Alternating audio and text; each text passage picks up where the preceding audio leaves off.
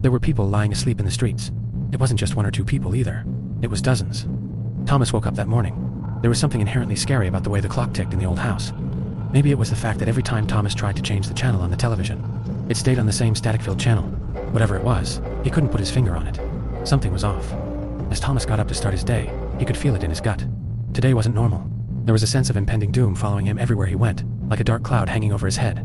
It got worse as the day dragged on. He started driving to work, but on the way he saw something that he didn't see every morning. There were people lying asleep in the streets. It wasn't just one or two people, either. It was dozens. Freaked out, he carefully maneuvered around them and drove the rest of the way to work, trying to shake off the feeling that something was wrong. It wasn't just the sleeping people that was strange. Everyone else that he passed on the street seemed to be walking with a sense of urgency, like they were running late for something, but they weren't doing anything to actually get anywhere. They were just sort of rushing around aimlessly. When he got to work, he was stopped in his tracks. The front door of his office job was wide open, and there was a man standing in front of it. When Thomas walked up to him, the man turned around and asked him, "Weren't you here already?" Confused, he brushed it off and walked into his building. The entire day was uneventful. Almost no calls came in, and the ones that didn't really make any sense. As soon as the clock hit 5 o'clock, Thomas clocked out and started driving home. It was only 5 p.m., but the sun was already down. The sky was filled with stars, which was weird because it never got dark this early. The moon was big, bigger than it had ever been before.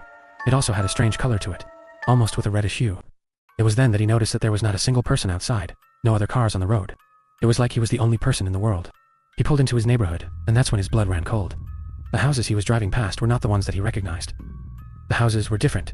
Had he made a wrong turn somewhere? Was he in the wrong neighborhood? Panic started to set in. As he turned the corner to his street, he started to freak out a little. All of the houses were gone. In their place was an empty lot with a sign in the middle. He pulled up to the sign and got out of his car. Sweating and scared, he walked up to it and read the words that were written on it. "Haven't you been here before?" That's when he heard the footstep behind him. He turned around to see the man from outside his work this morning. His face was all twisted and deformed. It was no longer human-like. There was only one thought in his mind at that moment. Run. He turned and ran as fast as he could, but he tripped and fell. As he looked behind him, he could see the man approaching closer and closer. Just as the man was about to grab him, the ground gave way beneath them and he fell. It felt like he was falling forever. That's when he woke up. He was in his bed. Sweating, he sat up and thought to himself, what the hell was that? It must have been a fever dream. He got out of bed and started getting ready for work. He drove to work for what felt like the second time today. He saw no people again. When he got to work, he saw the same creepy man again, the one who had asked him if he wasn't there already. This time, the man was smiling at him. The same scary, twisted smile that sent chills down his spine. "Weren't you here already?" said the man. It was at that moment Thomas knew. His life was over. This was going to be it for the rest of his existence. What would you do?